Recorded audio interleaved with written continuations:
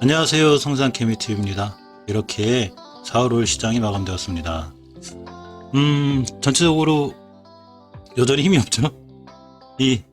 좀 거래 금액하고 거래량도 좀 팍팍 살아나서 좀 힘이 있게 살아났으면 좋겠는데, 조금씩 늘고는 있어요. 거래량과 거래 대금이. 근데 폭발적으로 늘거나 그런 거 아니기 때문에 아직 뭐 시장에 큰 힘이 없지만 중요한 자리들을 시장 전체는 잘 지켜주고 있습니다. 이 코스피 차트 이제 주봉인데, 이 굵은 선 이게 5주선이에요. 이렇게 코스피 차트예요. 이제 주봉이라는 게 봉 하나가 한 주짜리를 의미하죠. 주봉에서 5주선이 상승하면서 꺾인 이 지점, 여기 매물대가 제가 있다고 그랬죠. 그래서 코스피 지수 같은 경우 여기 위에서 올라가야지만 자 주식이 추세가 우하향으로 결정이 안 된다고 그랬는데, 오늘 꼬리가 딱 여기를 찍었죠. 자, 기가 막힙니다. 그러면서 추세를 잘 유지하고 있는 거예요. 일봉에서 보시면, 자, 이렇게 5일선이 61선, 장기이동 평균선 60선 뚫었죠? 그래서 5일선까지 꼬리를 달았지만, 결국은 잘 돌려줬어요.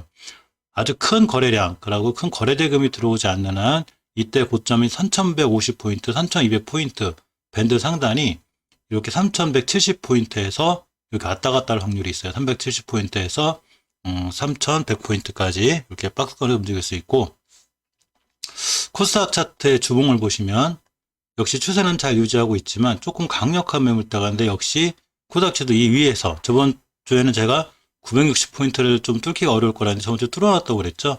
근데 이번 주에 저점, 오늘이 월요일 첫 거래일이니까 주봉의 첫 거래일이 되죠.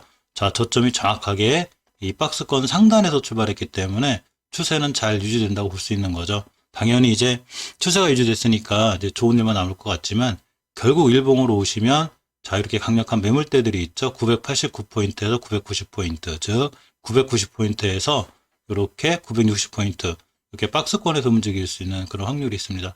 물론 거래량과 거래대금이 다시 힘차게 들어오면 이 정도 뚫어주는 거야 일도 아니지만, 아직은 그렇게 밴드 상단을 뚫을 만큼 강한 거래량이 실리지 않기 때문에 조금은 좀 이제 박스권에 있는 지지부진한 자, 이런 형태가 되고 있습니다. 그렇지만 걱정할 거 없습니다. 왜냐하면 아무리 지지부진해도 개별 종목도 움직일 건 다 움직이게 되어 있습니다.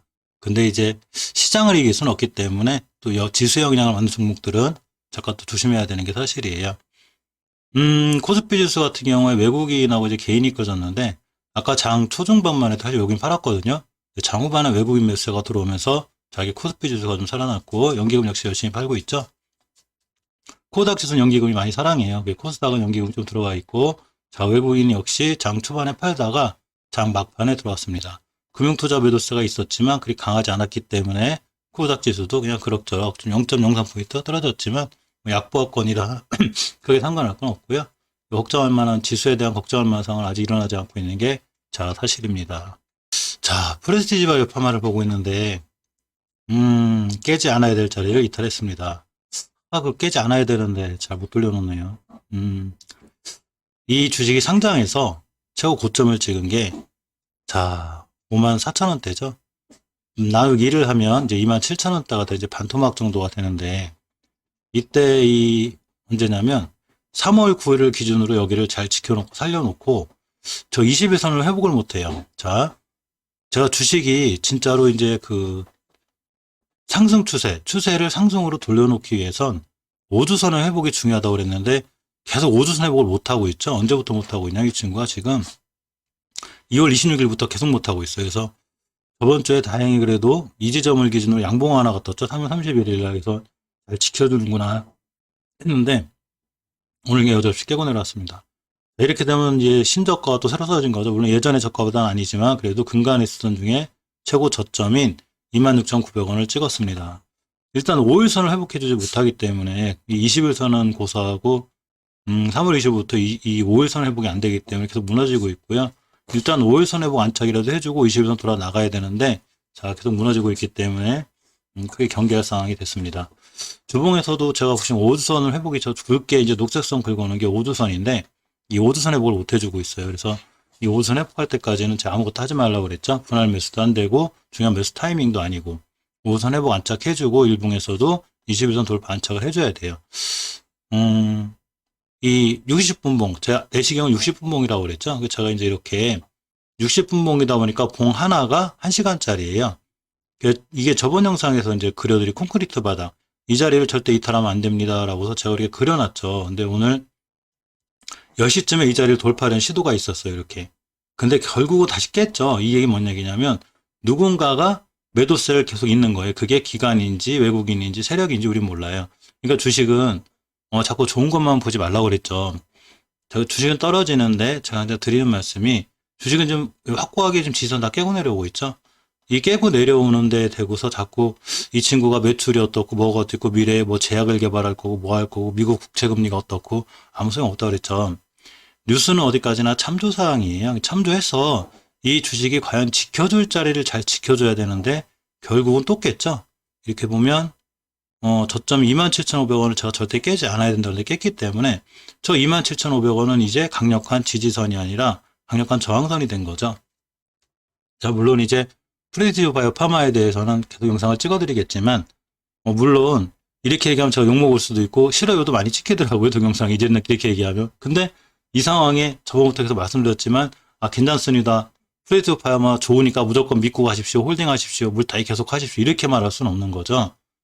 중요한 지선을 깼어요. 27,500원. 그러니까 27,500원을 돌려놓고 다시 안착할 때까지는 다시 이 친구는 아직은 추세가 결정이 안 된 거예요.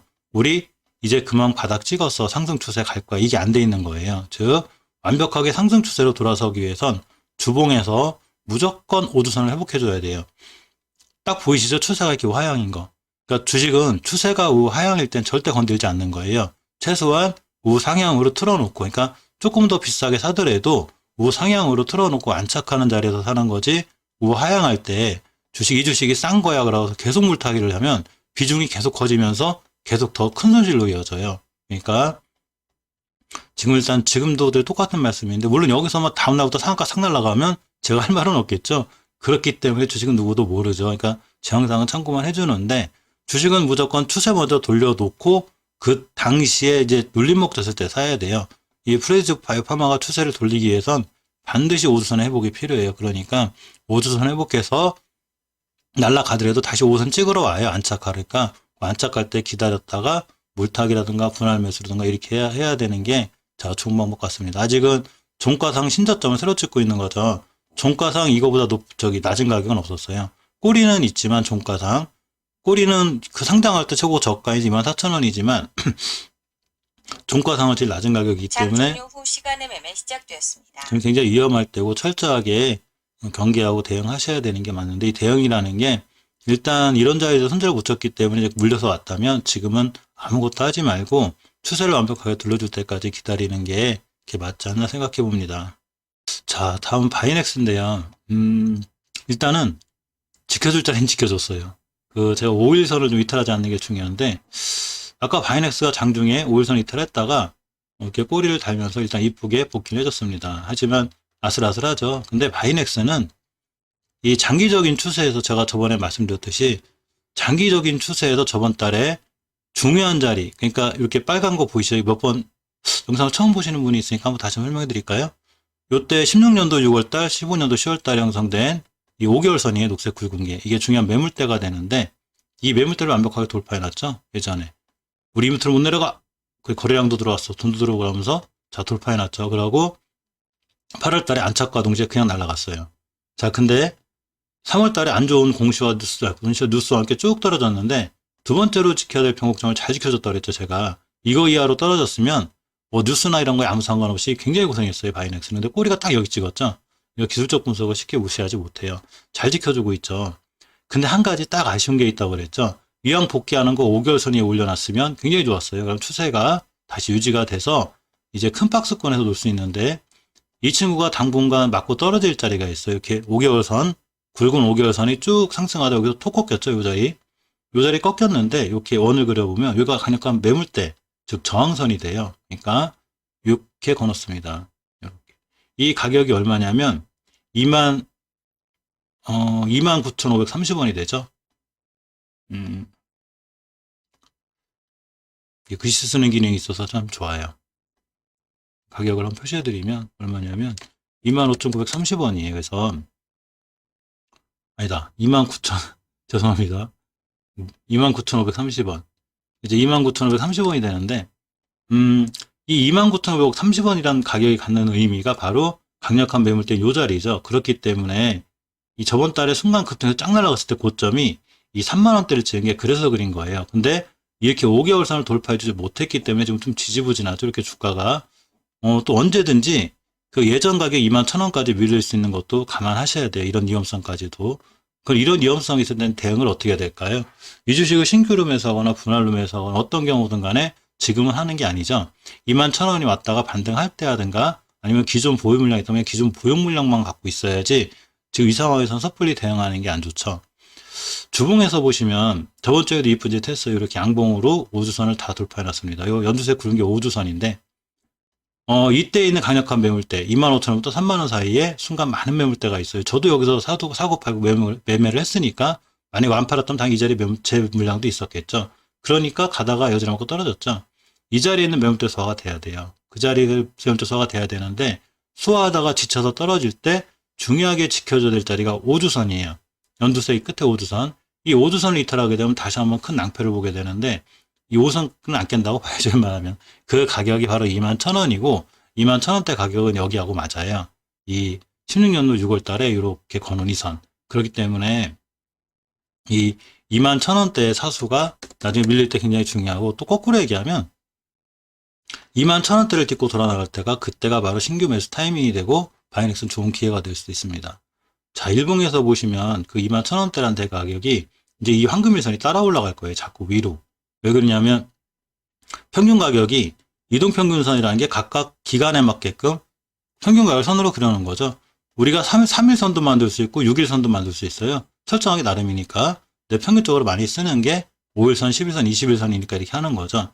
자, 20일간의 평균 가격이 올라와 있죠, 지금. 어쨌거나 13,000원에서 3만원까지 갔다 온 거니까. 그러니까 21선이 따라 올라가겠죠. 이 친구가 무너지면 21선 근처까지 무너질 거예요. 그 가격이 바로 주봉에서 5선 근처가 될 테고 그때 21선 딛고 돌아 나가면 바로 21선 기준으로 매수 매도 이렇게 하는 게 바이넥스는 가장 좋습니다. 주식이 한번 급락을 하게 되면 사실 제자리까지 빨리 와서 다행이긴 하지만 완벽하게 추세를 회복하기 전까지는 좀 시간이 걸려요. 이게 제가 적절한 비유가 될지 모르지만 저번에 말씀드렸죠. 왜 누군가가 한 1, 2층에서 떨어지면 병원 가서 조금만 있어 고생을 하면 되는데 10층, 2층에서 떨어지게 되면 그만큼 시간이 필요하고 치유가 되는 구간도 시간도 많이 필요하답니다. 그래서 제가 맨 처음에 바이넥스 때 좀 시간이 필요해 보이다고 그랬죠. 바로 그런 이유 때문에 그립고요. 그래도 그런 거에 비해서 꽤 빨리 상승하고 자리를 잡은 거니까 그런 점은 제가 그나마 다행이고 웬만한 악재 나올 건 다 나왔죠. 그러니까 더 이상 지금 수급에 의해서 이렇게 되는 거지 이제 더 이상 악재에 의해서 움직이는 것 같지는 않으니까 그런 거에 다행이라고 볼 수 있습니다. 자, 이상 바이넥스와 프레티바이오파마 살펴보았습니다. 감사합니다.